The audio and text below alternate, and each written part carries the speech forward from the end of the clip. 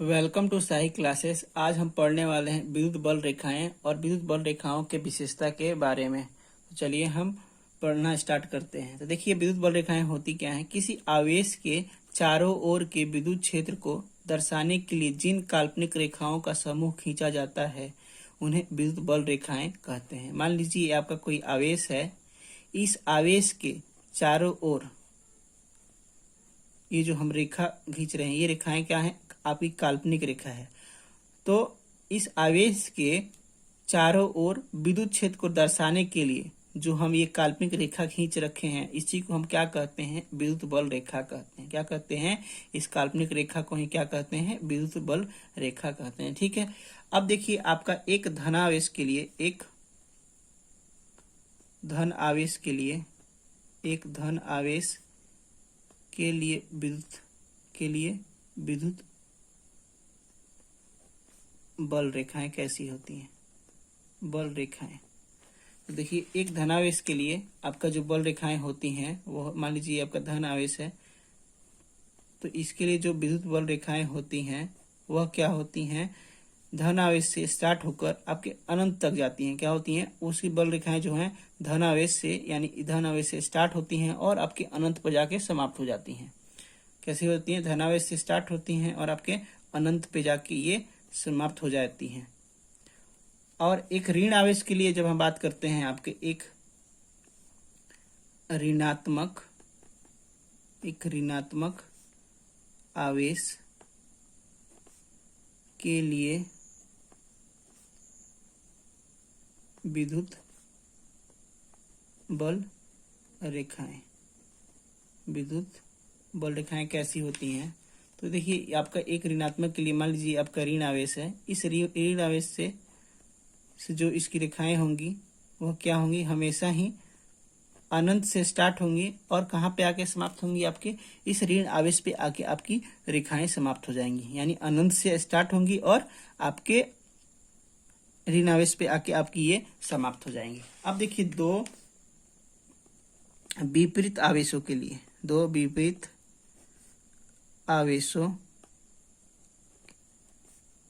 के लिए विद्युत बल रेखाएं, के लिए विद्युत बल रेखाएं। तो अब मान लीजिए ये आपका एक प्लस आवेश है, ये आपका एक माइनस आवेश है। तो हम पीछे ऊपर पढ़ चुके हैं कि विद्युत बल रेखाएं क्या होती हैं, प्लस से स्टार्ट होती हैं और माइनस पे समाप्त हो जाती हैं। तो ये प्लस से स्टार्ट हुई और माइनस पे क्या हो गया, आपका समाप्त हो गई। प्लस से स्टार्ट हुई और आपके माइनस पे जाके ये समाप्त हो गई। प्लस से स्टार्ट हुई और माइनस से पे आके आपके समाप्त हो गई। प्लस से स्टार्ट हुआ, माइनस पे समाप्त हो गई। तो देख रहे होंगे आपके जो विद्युत बल रेखाएं हैं कैसी हो रही हैं, ये प्लस से स्टार्ट हो रही हैं और माइनस में जाके आपकी ये समाप्त हो जा रही है। तो ये दो विपरीत आवेशों के लिए विद्युत बल रेखाएं आपकी कुछ ऐसे बनेंगी। अब अगला देखिए, बराबर और समान आवेशों के बीच की विद्युत बल रेखाएं आपकी कैसे बनेंगी। मान लीजिए आपका कोई एक ये प्लस आवेश है, ये भी आपका एक प्लस आवेश है। ये दोनों प्लस आवेश आपस में क्या करेंगे, एक दूसरे को प्रतिकर्षित करेंगे, यानी एक दूसरे से दूर दूर जाएंगे। तो मान लीजिए अब इसकी जो विद्युत बल रेखाएं बनाएंगे, तो मान लीजिए इसकी तरफ से यहाँ से आपका कोई रेखा चला और क्या गया, आपका इधर दूर भाग गया। यहाँ इसके लिए क्या होगा, इधर से ये चला, इससे दूर भाग गया, ये इससे यहाँ चला, इससे दूर भाग गया, यहाँ तक आया, फिर दूर हो गया। तो क्या हो रहा है, ये देखिए आपका इससे दूर ही भाग रहे हैं। क्या हो रहा है, दूर ही भाग रहे हैं। तो ये भी आपका दूर भाग रहा है। तो बराबर और समान आवेशों के लिए आपकी विद्युत बल रेखाएं हमेशा ऐसे बनेंगी। क्या होंगी, वो एक दूसरे से दूर भागेंगी। तो ये प्लस का आवेश है, तो ये इसकी बल रेखाएं प्लस से स्टार्ट होकर माइनस पे समाप्त होती हैं, प्लस से स्टार्ट होकर आपके अनंत पे समाप्त होती हैं।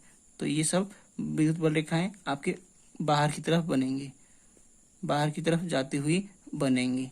अंदर की तरफ कोई भी नहीं आएगा। अगर अंदर की तरफ कोई भी आता है तो मान लीजिए कि आपका वो गलत है। दो समान आवेशों के लिए आपकी विद्युत बल रेखाएं हमेशा ही क्या होंगी। अब देखिए, ये जो लाइन आपको हम बना रहे हैं, ये क्या है, प्रतिकर्षित कर रही है, यानी एक दूसरे से अलग कर रही है। इन दोनों को क्या कर रही है, एक दूसरे से इन दोनों को अलग कर रही है। तो आपके बराबर और समान आवेशों के लिए आपकी विद्युत बल रेखाएं कुछ ऐसे बनेंगी। अब अगला है आपका विद्युत बल रेखाएं की विशेषता। तो विद्युत बल रेखाएं पहला है आपका विद्युत बल रेखाएं धनावेश से प्रारंभ होती हैं और ऋणावेश पर समाप्त हो जाती हैं। यानी जो विद्युत बल रेखाएं होती हैं आपकी, वो क्या होती हैं, धनावेश से स्टार्ट होती हैं और ऋणावेश पे समाप्त हो जाती हैं। अगला पॉइंट देखिए, बल रेखा के किसी भी बिंदु पर खींची गई स्पर्श रेखा उस बिंदु पर परिमाणी विद्युत क्षेत्र की दिशा को प्रदर्शित करती है। मान लीजिए आपका कोई ये विद्युत क्षेत्र की रेखा है, क्या है आपका, कोई विद्युत क्षेत्र की रेखा है। तो मान लीजिए इस कोई भी बिंदु पर हम स्पर्श रेखा खींचते हैं, मान लीजिए ये हम स्पर्श रेखा खींच रहे हैं, तो ये स्पर्श ही रेखा जो है यही विद्युत क्षेत्र की दिशा होती है। ये स्पर्श रेखा को जो जिस दिशा में होगी आपकी स्पर्श रेखा, वही दिशा क्या हो जाएगी, आपकी विद्युत बल रेखाएं की दिशा हो जाएगी। तो अगला है आपका तीसरा पॉइंट, विद्युत बल रेखाएं पृष्ठ से लंबवत होकर गुजरती हैं। तो विद्युत बल रेखाएं जो होती हैं वो क्या होती हैं कि कोई भी आपका पृष्ठ है, मान लीजिए अभी आपका ये मेरा हाथ जो है, हाथ का जो ये भाग है वो क्या है, पृष्ठ है। तो पृष्ठ है तो इसके लंबवत ही यह हमेशा ही गुजरेंगी, इसके लंबवत ही हमेशा गुजरेंगी और लंबवत ही रहेंगी।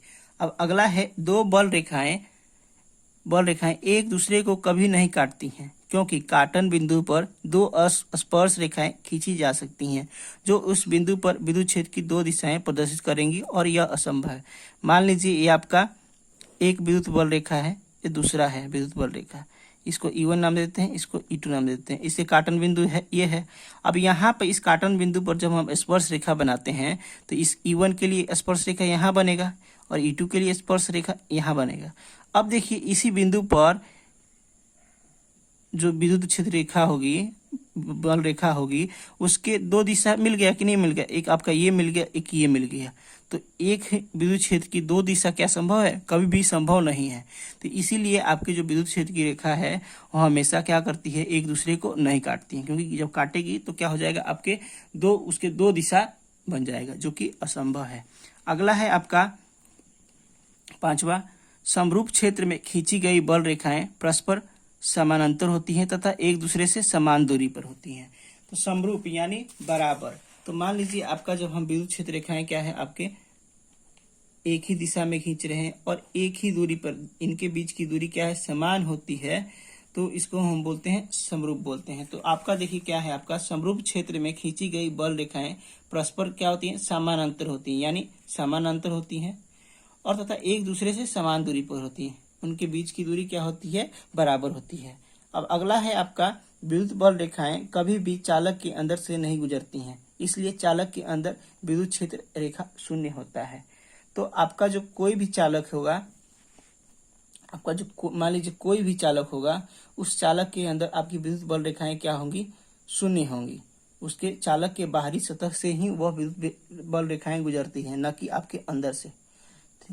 तो ये थे आपके 6 पॉइंट्स जो विद्युत बल रेखाएं की विशेषता को प्रदर्शित बता रहे थे।